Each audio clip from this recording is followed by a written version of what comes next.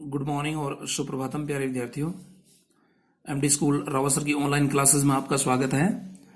आज हम SST subject कक्षा 10 में लेसन नंबर 17 का टॉपिक मुद्रा पर विस्तृत चर्चा करेंगे। अर्थात आज का हमारा टॉपिक रहेगा मुद्रा। सबसे पहले बात करते हैं परिभाषा की कि मुद्रा की परिभाषा जो है वो क्या है। यानी वस्तुओं और सेवाओं के बदले हम जो कुछ भी भुगतान करते हैं उसे क्या कहा जाता है? मुद्रा कहा जाता है। वस्तुओं और सेवाओं के बदले हम जो कुछ भी भुगतान करते हैं उसे क्या कहा जाता है? मुद्रा कहा जाता है। अच्छा, बात करते हैं वॉकर एंड हार्टले विदर्स की। इन्होंने मुद्रा की परिभाषा जो है वो क्या दी थी? इन्होंने कहा था कि मुद्रा वह है जो मुद्रा का कार्य करे। वॉकर एंड हार्टले विदर्स ने कहा था कि मुद्रा वह है जो मुद्रा का कार्य करे, जबकि क्राउथर ने मुद्रा की परिभाषा में कहा था कि मुद्रा की परिभाषा जो है वो किसी भी वस्तु के रूप में दी जा सकती है, किसी भी वस्तु के रूप में दी जा सकती है जिसे साधारणतः विनिमय माध्यम जो है वो स्वीकार किया जाता हो और इसके साथ ही जो मूल्य के मापक और मूल्य के संचय का भी कार्य करता हो। चलिए अब बात करते हैं मुद्रा के कार्यों की। तो मुद्रा के विभिन्न कार्य होते हैं। जिस तरह से विनिमय का माध्यम है मुद्रा जो है वो मूल्य के एक मापक के रूप में भी कार्य करती है, मूल्य के संग्रहण के रूप में भी या भंडारण के रूप में भी कार्य करती है, एक विलंबित भुगतान के आधार पर। ठीक है ना। तो ये विभिन्न प्रकार के मुद्रा के जो है वो कार्य है। चलिए अब बात करते हैं अपने विनिमय की। विनिमय का मतलब होता है लेन देन। लेन देन किस तरह से होता है कि वस्तु या सेवा का मुद्रा या अन्य किसी वस्तु या सेवा के बदले जो आदान प्रदान होता है उसे क्या कहा जाता है? विनिमय कहा जाता है। उसे क्या कहा जाता है? विनिमय कहा जाता है। यानी वस्तु या सेवा का मुद्रा या अन्य किसी वस्तु या सेवा के बदले जो आदान प्रदान होता है उसे कहते हैं विनिमय। तो विनिमय कितने प्रकार के होते हैं? विनिमय दो प्रकार के होते हैं। ठीक है ना। एक तो होता है वस्तु विनिमय और एक होता है मुद्रा विनिमय। प्राचीन काल में क्या होता था? वस्तु विनिमय होता था। यानी विनिमय का जो प्रमुख आधार होता था प्राचीन काल में वो वस्तु विनिमय होता था।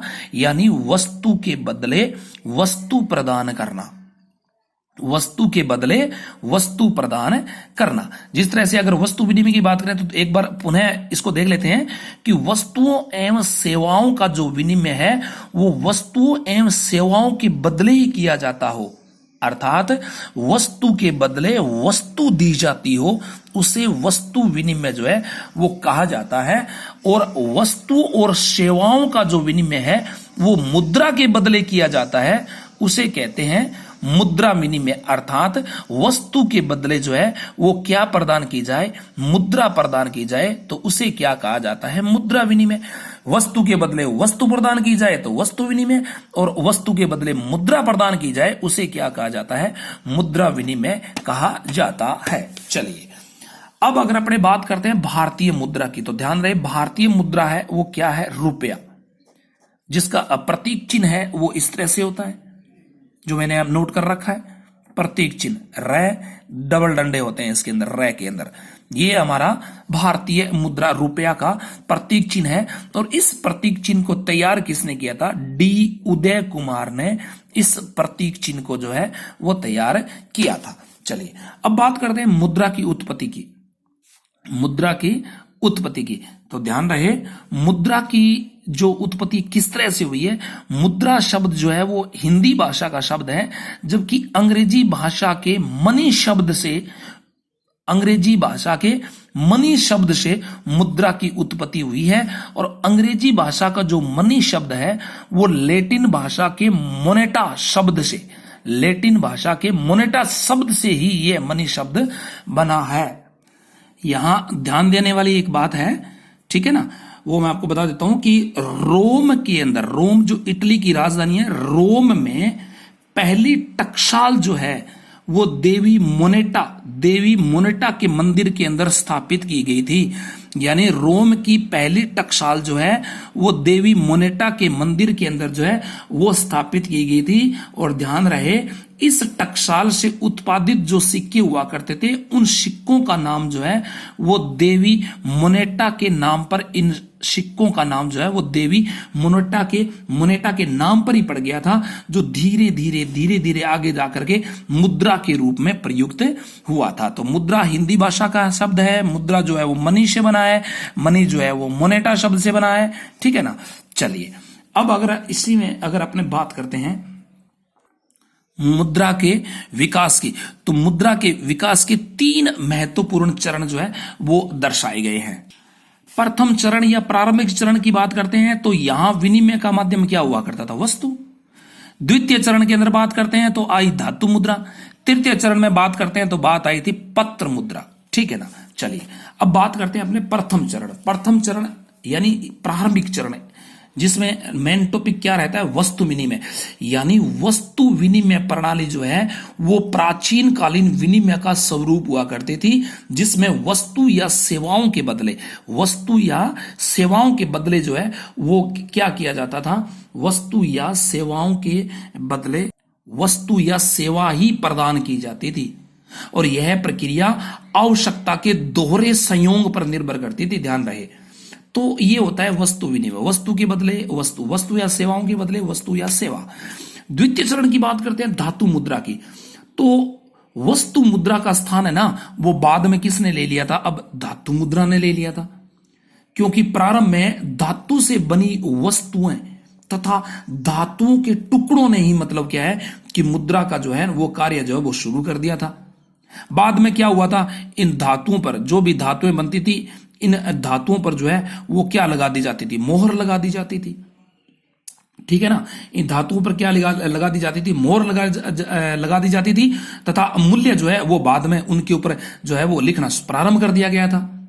और ऐसा भी माना जाता है कि धातु के सिक्कों का उपयोग जो है वो चीन, भारत, मिस्र, इन यहां जो है वो प्रारंभ हुआ था, ठीक है ना।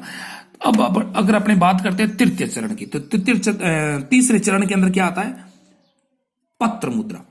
तो अब धातु मुद्रा जो है, कहते हैं कि धातु मुद्रा का जो हस्तांतरण था, हस्तांतरण एक स्थान से दूसरे स्थान जो है जब धातु को भेजा जाता था तो ये एक थोड़ा सा मुश्किल कार्य होता था, यानी सुविधा की दृष्टि से ये जो है ना वो ज्यादा उपयोग नहीं था। यानी धातु मुद्रा का हस्तांतरण है वो मतलब सुविधाजनक नहीं हुआ करता था।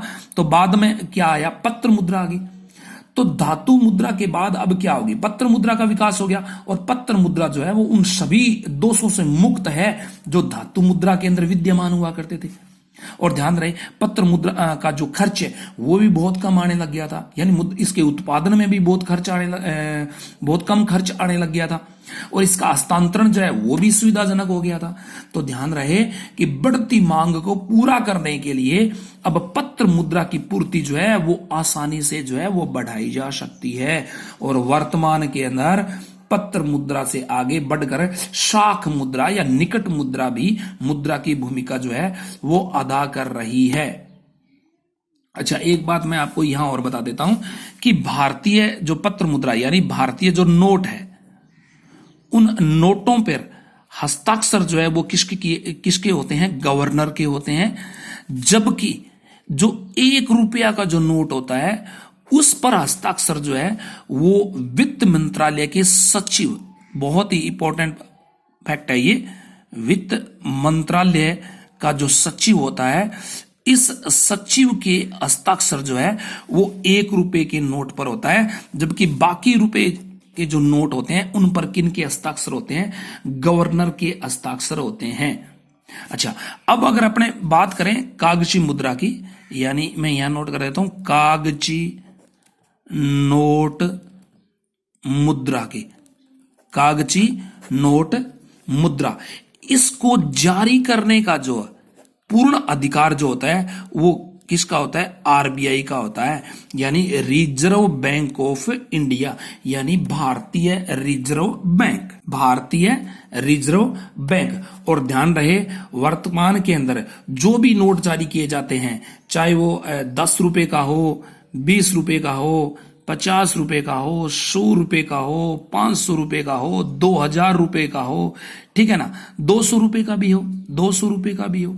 यानी ये सारे के सारे नोट जो है वो कौन जारी करता है? आरबीआई जारी करता है, यानी भारतीय रिजर्व बैंक जो है वो जारी जो है वो करती है। और यहां मैं आपको एक बात और बता देता हूं, हालांकि 1, 2 और 5 रुपए के जो नोट है उन नोटों का उत्पादन बंद कर दिया गया है, लेकिन वो प्रचलन के अंदर है। उत्पादन तो हालांकि बंद कर दिया है, उसका बनाने बंद कर दिया है, लेकिन वो प्रचलन के अंदर, यानी वो चल रहे हैं, ठीक है ना। चलिए अब इसी टॉपिक में एक अपना अगला टॉपिक इसी में चर्चा करेंगे, विमुद्रीकरण की।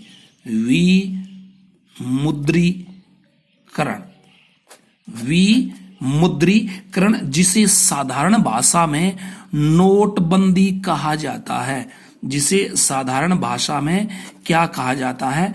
नोटबंदी कहा जाता है। किसको? विमुद्रीकरण को।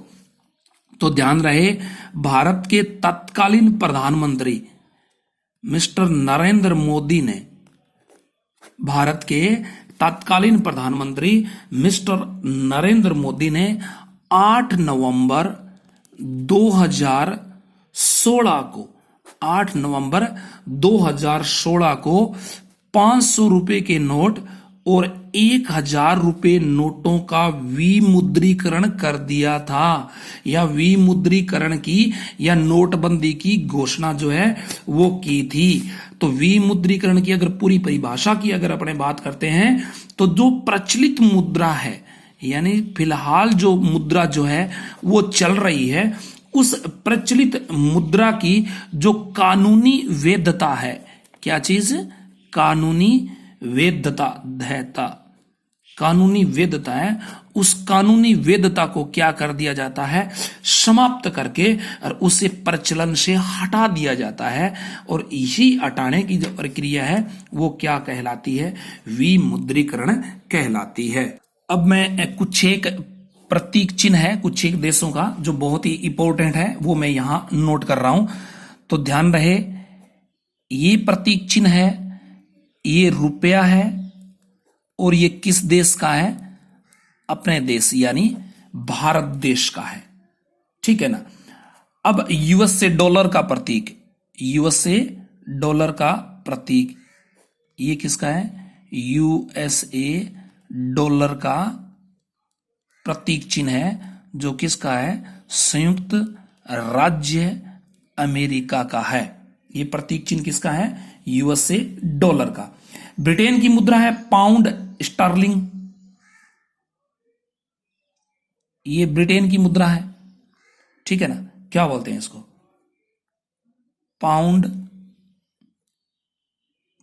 स्टर्लिंग किसकी है? ब्रिटेन की मुद्रा है, ठीक है ना। ये किसकी मुद्रा है? ब्रिटेन की मुद्रा है। अब यूरो की देखिए, अब आप यूरो की, सी है इंग्लिश के अंदर, ये मार्क किसका है? यूरो का, यूरो। और यूरो जो है वो किसकी मुद्रा है? यूरोपीय समूह की, यूरोपीय समूह की मुद्रा कौन सी है? कौन सी मुद्रा भी? यूरो भी। जापान की मुद्रा जापानी येन, ये मुद्रा जो है वो जापानी येन, और किस देश की मुद्रा है? जापान की है। तो ये प्रमुख जो है मुद्राओं के प्रतीक। ओके बच्चों, थैंक यू।